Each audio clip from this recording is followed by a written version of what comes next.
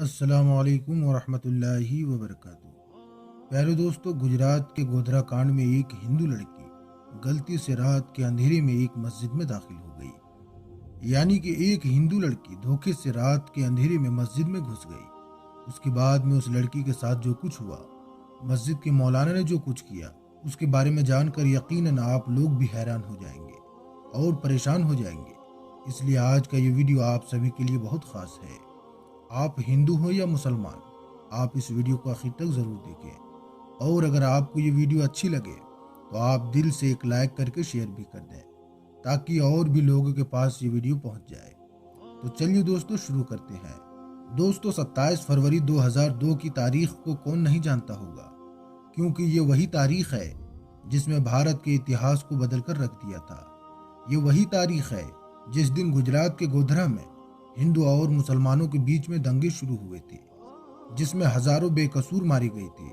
اس کے بعد میں پورے گجرات میں ہندو اور مسلمان کے بیچ میں بہت ہی زیادہ تناؤ پھیل گیا تھا۔ آج جو واقعہ ہم آپ کو بتانے والے ہیں، یہ واقعہ اسی گجرات دنگے کا بتایا جا رہا ہے۔ کہا جاتا ہے کہ 27 فروری 2002 کو دن میں ایک ٹرین میں آگ لگنے کی وجہ سے ہندو اور مسلمان کے بیچ میں لڑائی ہونی شروع ہو گئی، اور رات تک بڑھتے بڑھتے یہ لڑائی بہت بڑھ گئی۔ پھر رات کے وقت لوگ ٹولیوں کی شکل میں سڑکوں پر گھومنے لگے اور بے قصور لوگوں پر حملہ کرنے لگے۔ اسی رات گجرات کے احمد آباد شہر میں ایک ہندو لڑکی اپنے گھر جا رہی تھی۔ اسی بیچ اس نے دیکھا کہ سامنے سینکڑوں کی تعداد میں لوگ اپنے ہاتھوں میں تلوار لیے اور شور شرابہ کرتے ہوئے آ رہے ہیں۔ یہ دیکھ کر وہ ہندو لڑکی بہت زیادہ گھبرا گئی اور ادھر ادھر بھاگنے لگی۔ وہ بہت سے گھروں کے دروازے پر گئی، مگر ایسے حالات میں کسی نے اپنے گھر کا دروازہ نہیں کھولا۔ ایسے میں وہ لڑکی بہت ہی زیادہ ڈر گئی۔ پھر وہ بھاگتے بھاگتے ہڑبڑاہٹ میں ایک مسجد میں داخل ہو گئی۔ یعنی کہ وہ دھوکے سے ایک مسجد میں گھس گئی اور ایک کونے میں چھپ کر کھڑی ہو گئی۔ مسجد میں داخل ہونے کے بعد اس ہندو لڑکی نے دیکھا کہ مسجد کے دوسرے کونے میں ایک جوان مولوی بیٹھا ہوا ہے، قرآن پاک کی تلاوت کر رہا ہے۔ یعنی کہ چراغ کی روشنی میں ایک مولانا قرآن پڑھ رہا ہے۔ مولانا کو دیکھ کر پھر وہ ہندو لڑکی ان کے پاس گئی اور ان کو باہر کا سارا ماجرا بتایا۔ یعنی کہ اس مولوی کو سب کچھ بتا دیا کہ وہ ایسے گھر کو جا رہی تھی، مگر اس کے سامنے دنگائی آ گئی، اس لیے وہ ڈر کے مارے یہاں پر آ کر چھپ گئی۔ پھر وہ ہندو لڑکی مولانا کے سامنے ہاتھ جوڑ کر کہنے لگی کہ آپ مجھے بچا لیجئے، آپ میری حفاظت کیجئے۔ اگر میں اس وقت یہاں سے باہر گئی تو باہر کھڑے دنگائی مجھ کو مار ڈالیں گے۔ ابھی باہر کے حالات بہت زیادہ خراب ہیں۔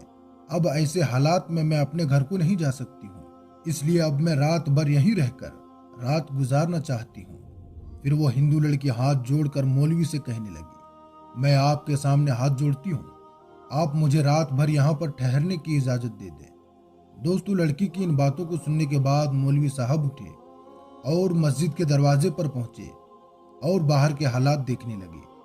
مولوی صاحب نے دیکھا کہ باہر کے حالات واقعی بہت زیادہ خراب ہیں۔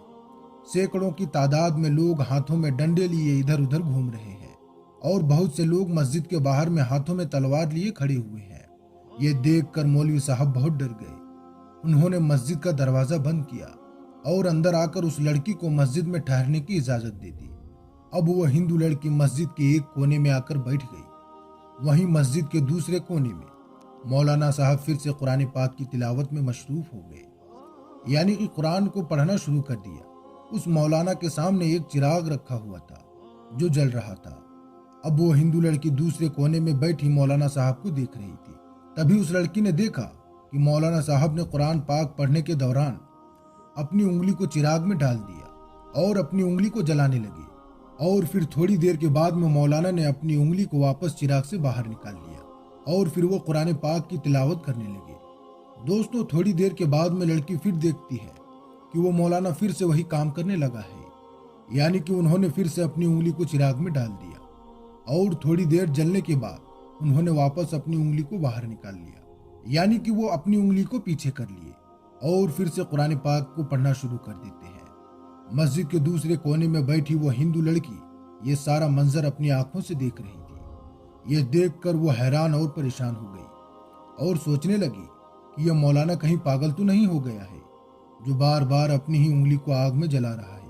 खैर दोस्तों, सोचते सोचते उस लड़की की आंख लग गई, यानी कि उसको नींद आ गई, और फिर पूरी रात ऐसे ही निकल गई और सुबह हो गई।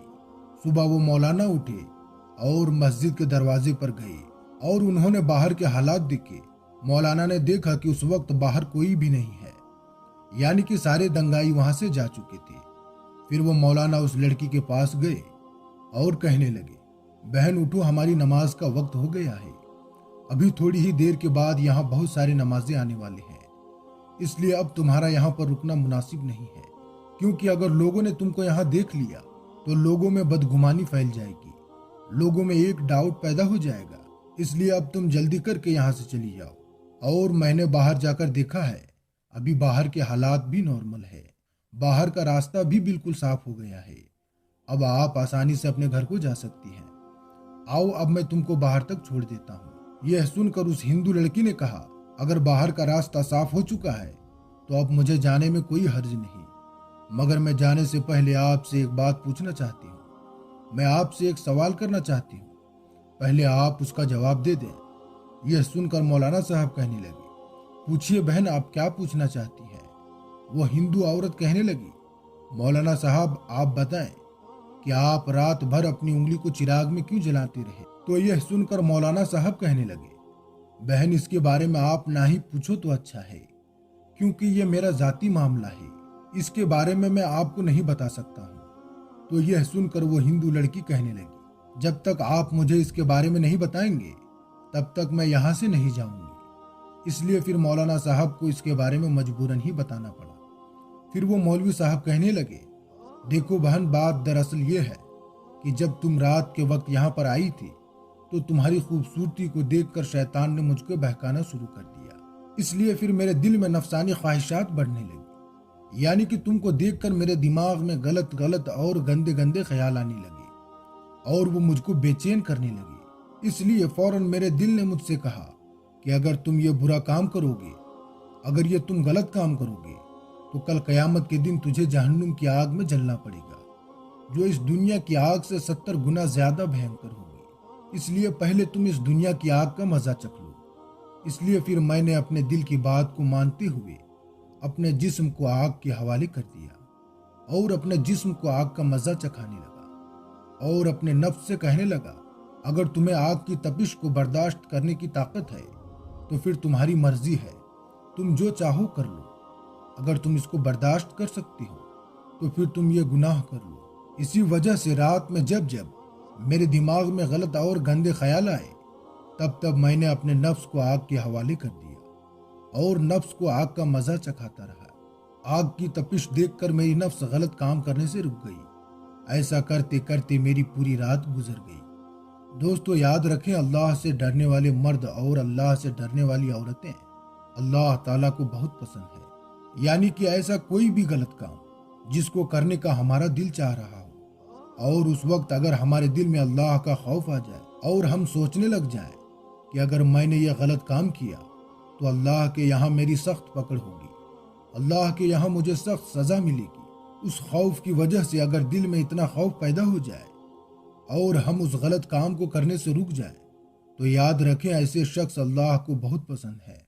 दोस्तों याद रखें, इसी को कहते हैं तक़वी की जिंदगी। इसी तरह लज्जतों और ख्वाहिशों से हमें अपने आप को बचाना चाहिए, मगर आजकल तो लोग गुनाहों को और गलत काम करने के मौके तलाशते रहते हैं और आजकल तो लोगों की ये चाहत होती है कि अगर हमें कोई गलत काम करने का मौका मिल जाए तो मजा आ जाए। अल्लाह ताला से दुआ है, अल्लाह ताला हमें ऐसी सोच से बचाए और नेक काम करने की तौफीक अता फरमाए और हमें नमाज़े पंजगाना पढ़ने की तौफीक अता फरमाए। आमीन, अल्लाहुम्मा आमीन।